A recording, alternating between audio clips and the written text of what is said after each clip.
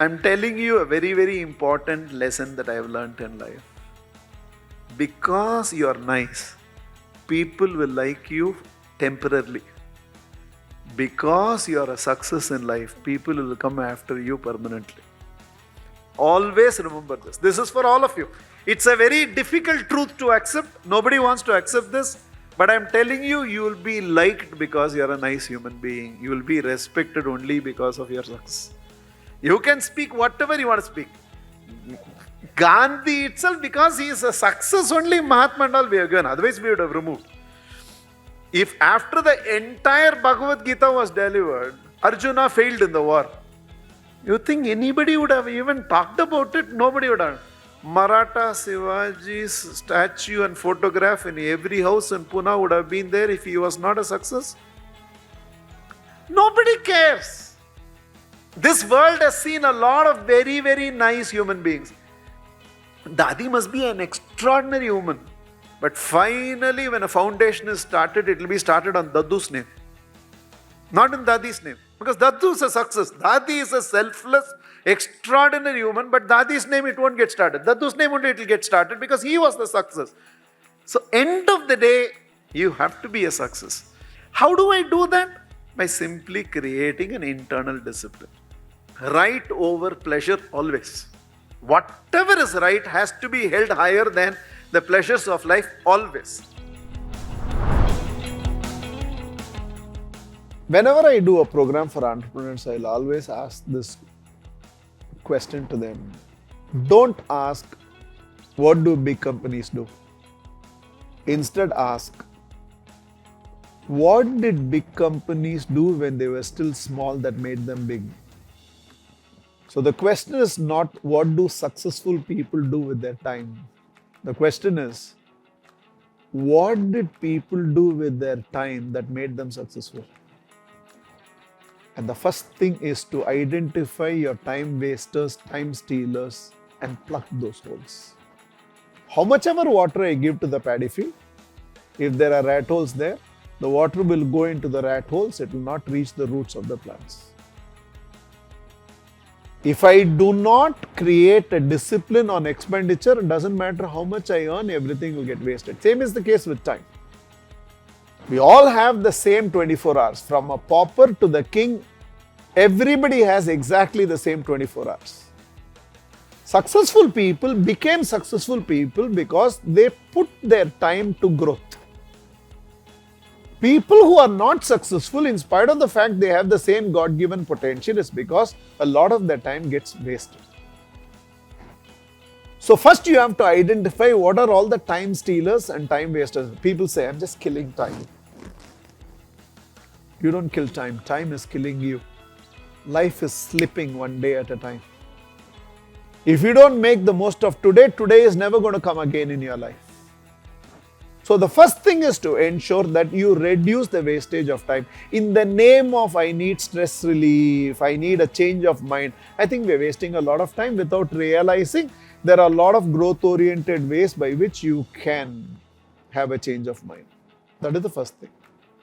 The second thing is to realize if everything you're doing in life is only after you reach a stage where you cannot procrastinate it anymore. Push it, push it, push it, push it, and push it to the 11th hour, after which you cannot push it anymore and hence you do it, then there is not going to be excellence. Because everything that is done only out of urgency, you can complete it, but there will be lack of excellence. Look at all the people who are successful.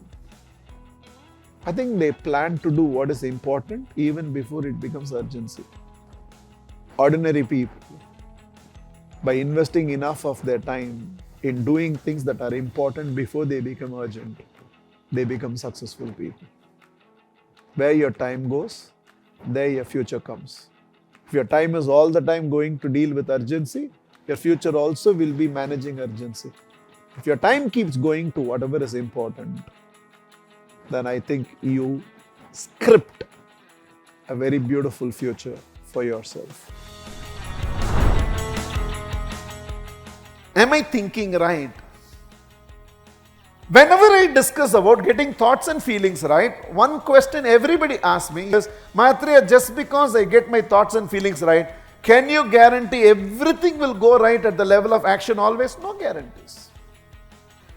Just because you exercise daily doesn't mean you won't get any ailment in the head. You will. Just because I have extraordinary strategies doesn't mean every product will necessarily sell well. Just because every marriage starts at an auspicious time doesn't mean every marriage is going to turn out to right. But understand this. Positive thinking does not guarantee success, but negative thinking guarantees failure.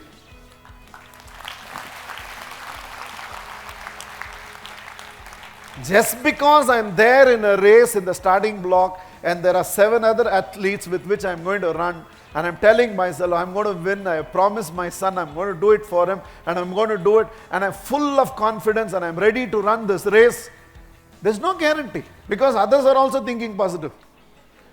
You're not the only one who's thinking positive. Positive thinking doesn't guarantee success. But one thing guarantee is there. I'm there in the starting block. I look at this side. He's there in the race. I said, Bapre. Ye bhi hai. Gaya. I don't think I'm going to win. You don't have to run the race. Go. Come, let's go the other way. Reverse mein ja. Because any of you are not going to win. It's not going to happen. All the best for your exam. Sure, Mahatria, I'm going to do very well. You might still end up with 98. You might end up with 90. You might end up with 66, depending on what sort of a student you are. All the best for your exam. What all the best? I don't think I'm going to pass. Don't even go and write the exam. Spare the examiner some trouble. Any of you are going to fail. Because you write such answers, sometimes the examiner gets a doubt. What was the question? And some of you can write such answers where examiner doesn't get a doubt. What is the question? His doubt is, what subject is this?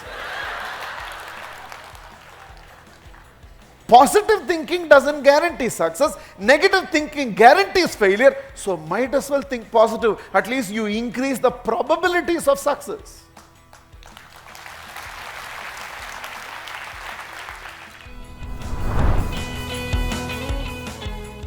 The difference between people who can be great and people who are great is not in potential, is it in process excellence. You want to see how organizations have become brands. You want to see how businesses have become organizations.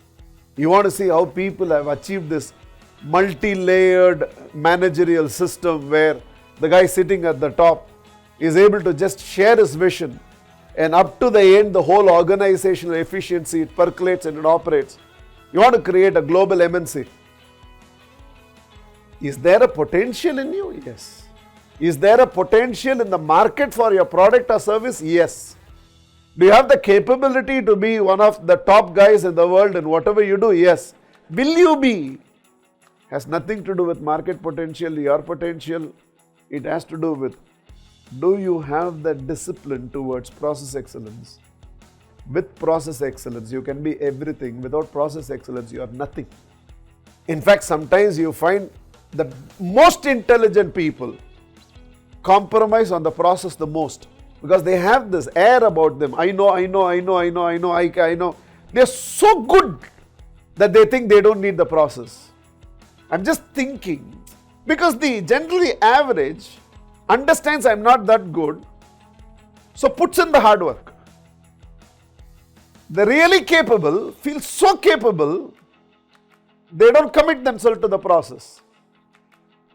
I'm just thinking, what sort of greatness will it be? A combination of these most capable people, but there's also discipline to that process excellence.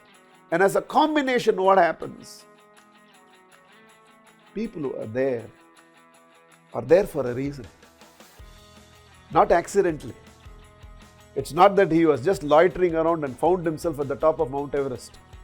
There was process excellence in Sir Edmund Hillary. If there is process excellence,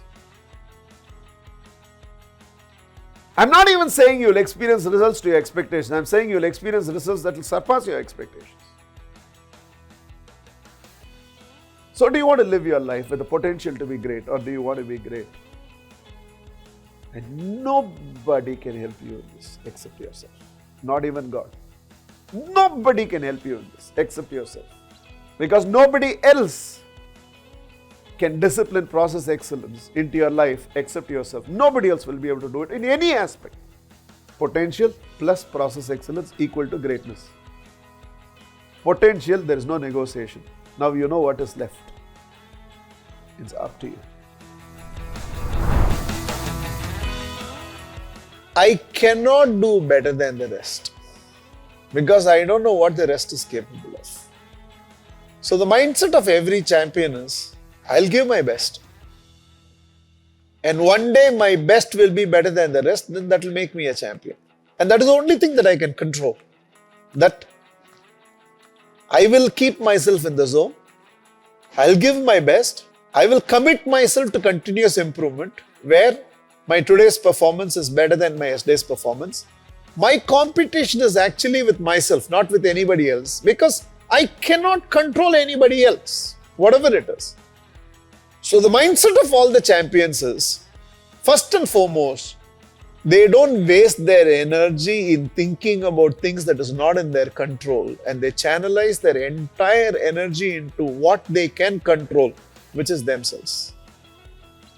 And once I channelize my entire energy to myself and create this mental discipline, my competition is with myself. I have to be the best. The mindset of a champion is what creates a champion. And the mindset of a champion has to be, my competition is with myself and I'll give my best.